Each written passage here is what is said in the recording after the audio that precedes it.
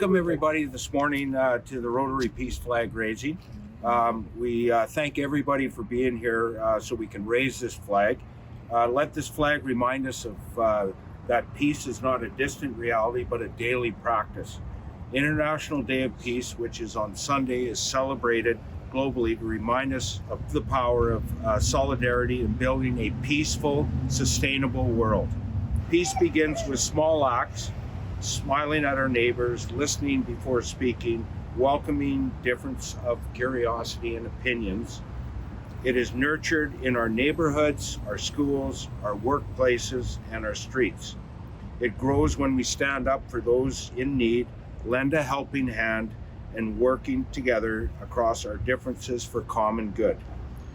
I invite everybody here today, which I'm assuming you'll all be there, to the Rotary community event on this Sunday, September 21st at the Rotary Peace Park. Let's come together to renew our shared commitment to peace in our city and around the world. May peace guide our decisions, shape our actions, and fill our hearts this week and beyond. So thank you very much.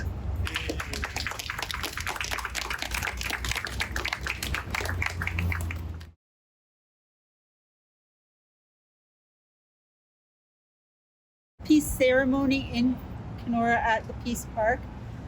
We're going to have some music. We're going to have guest speakers speaking about the value of peace.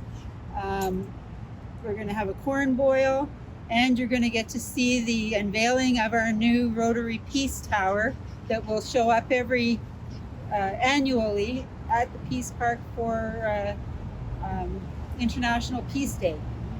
So International Peace Day is always September 21st, no matter what year you're in. And it's been proclamated by the United Nations. Rotary has a connection to the United Nations. You may learn more about that on Sunday. But we'd really like everyone to show up, and we'll do a little origami if you like too. Welcome to our Rotary Kenora's first annual International Peace Celebration. Many of you have seen the wonderful Peace Park that Rotary worked in collaboration with the city to build. Yes, yes. And this is the first year that we have had a celebration on International Peace Day, Rotary International Peace Day, and we welcome you and thank you for coming today. We have a few things that we're going to do today. We're going to have 2 speakers, and then we're going to have some corn, and everyone is welcome to join us. If you want to also add to our Peace Tower, this is the unveiling of our Peace Tower. When some of us went to the Rotary International Conference in Calgary, they had a Peace Tower, and people were making peace flowers to put on the Peace Tower. So we were very fortunate that the Kenora Association for Community Living's Art Hub welcomed us into their art time. And people came in and made some of the flowers. So a lot of the flowers that are on there today were made at that point. After we've done the talks, if you haven't made a flower and you want to, we have the origami equipment for you to do that. So we welcome you to do that.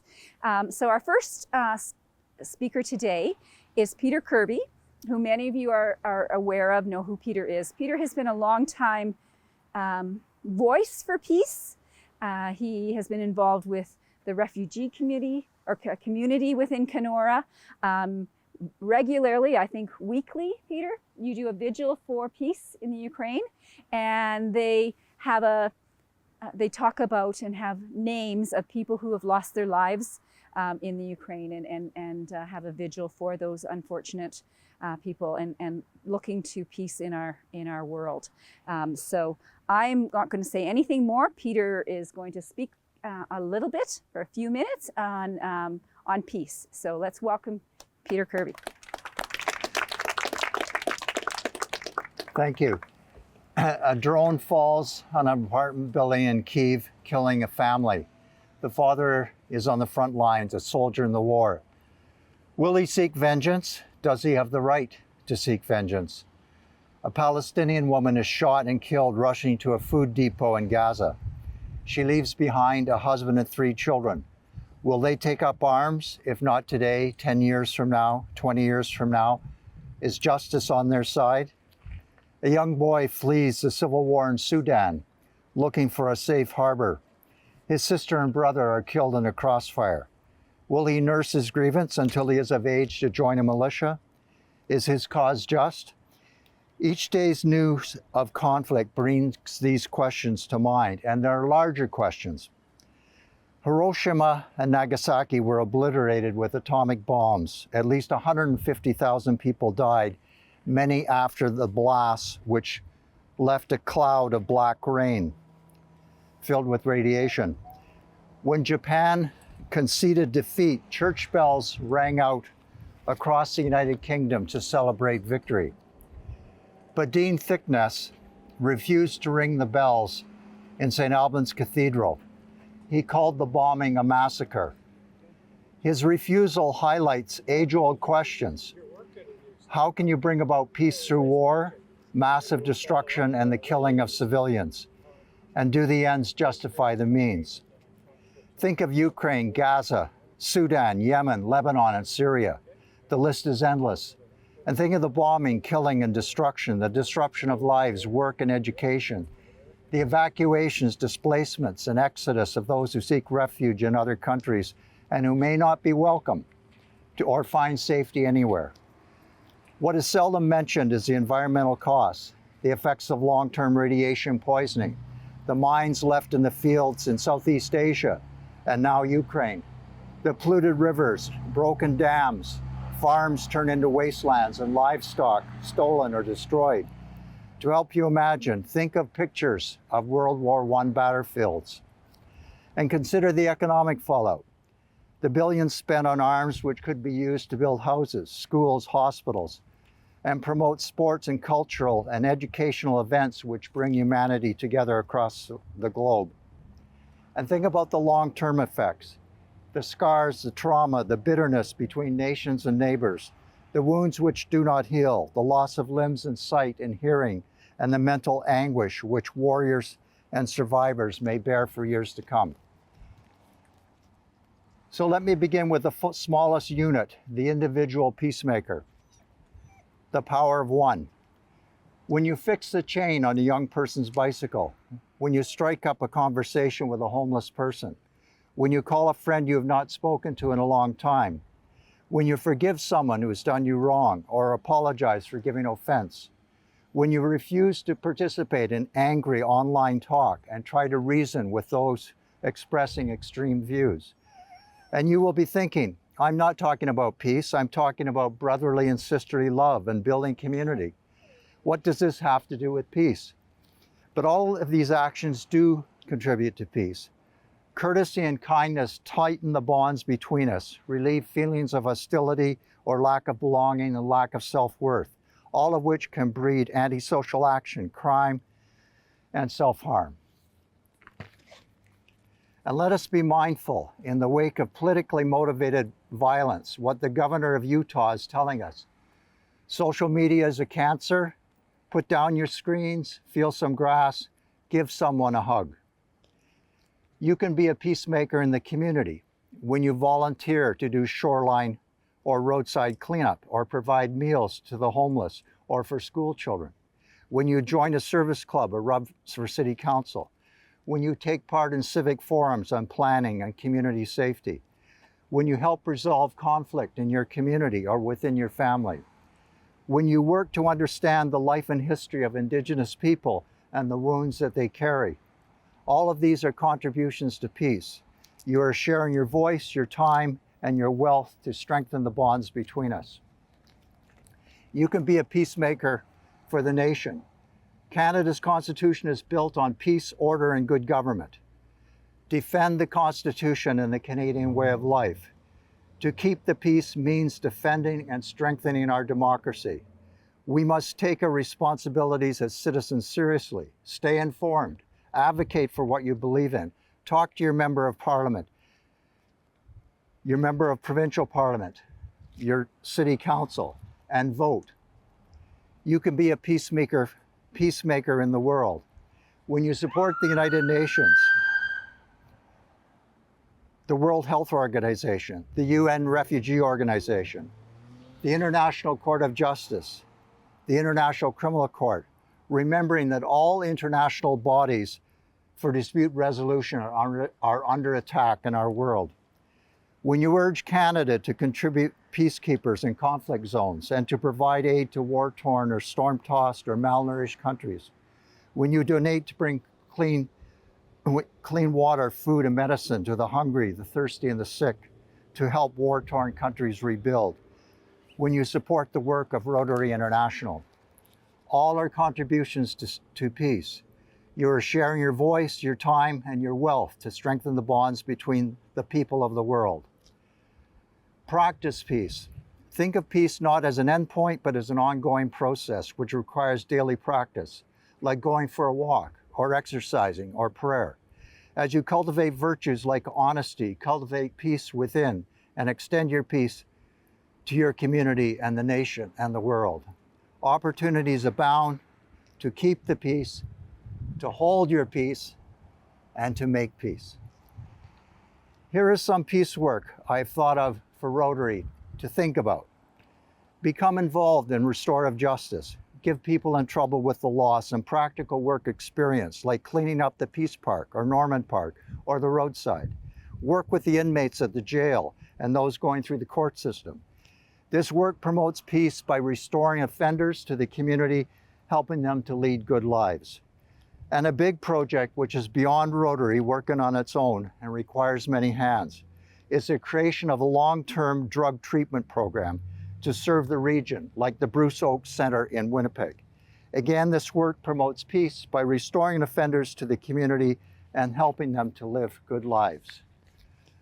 I now take a breath to express my gratitude for the opportunity to speak. It has caused me to think, to meditate, and to ponder. I also want to thank Rotary Club for this park.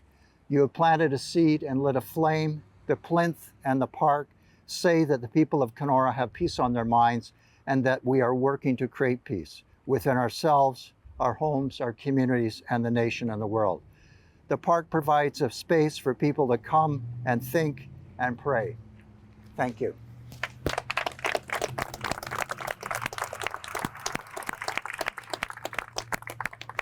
Thank you, Peter, for your very inspirational talk for us today and for the work that you're doing on an ongoing basis. Our second speaker today is a Rotarian, fairly new to Rotary. She's also the CEO of Kenora Association for Community Living, which looks at peace in the inclusive kind of way of having more people in our community, a part of our community, and bringing people together. So I'm not going to say anything more about, she also was my old boss several years ago, and a great speaker, and we're looking forward to hearing Deb talk about Rotary's connection to peace. Thanks.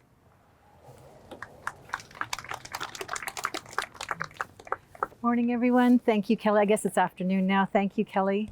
And yes, I am a new Rotarian, and I'm very pleased to have this opportunity to speak to all of you on behalf of Rotary and to what this park means to all of us as Rotarians and to our community. This space was created not just as a beautiful place to gather as neighbors and citizens, but as a sanctuary for reflection. It was intentionally designed so that we can sit quietly, gaze out, see the loons, notice the eagles, see the deer frolicking and giving birth in the little patch over there, and experience the awe of the natural beauty that surrounds us. In the wild awe of nature, something opens within us. That sense of wonder creates space in our hearts and minds, a space where peace can begin to grow. The feelings stirred by beauty remind us of the abundance in our lives, the safety of our place, and the deep conviction we share with others. They help us feel at home, not just in the world, but in ourselves. Nature can open us to the possibility of peace. Rotary International has long recognized that peace is not merely the absence of conflict, but the presence of justice, understanding, and compassion. That's why promoting peace is one of Rotary's 7 areas of focus, supported through their work in education, community development, and the training of peace fellows around the world. Here in Kenora, this park stands as a local expression of Rotary's global commitment to peace, which is grounded in the belief that lasting peace begins with local and individual action. It was developed in partnership with the City of Kenora and Indigenous leaders, including the Missing and Murdered Indigenous Women, Girls, Trans, and Two-Spirit Plus Memorial Committee. It features the peace pole engraved with the aspiration, "May peace prevail on earth," in 6 other languages, a memorial monument, and spaces designed for quiet contemplation, all rooted in the values of reconciliation and unity. Peace, as Peter mentioned, is built on the actions of all of us, and it's built on the profound practice of welcoming and the values of belonging, compassion, altruism. It is love and love. It is sustained by the healing power of hope. Hope allows us to imagine a better future, even when the present feels uncertain. Peace is anchored in inclusion, the act of making space for every voice, thereby building the kind of community where peace can truly take root. But peace is not something that happens out there in our communities across borders and between nations. Lasting peace begins with each of us.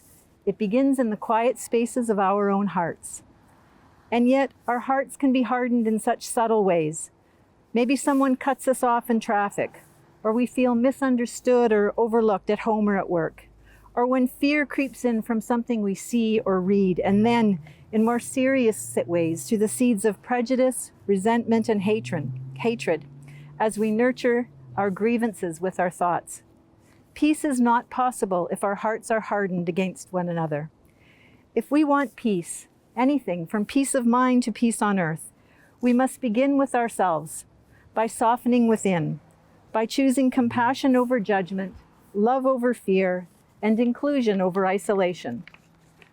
When we take time to pause, to listen, to reflect, something can shift. We begin to see others not as strangers, but as fellow travelers.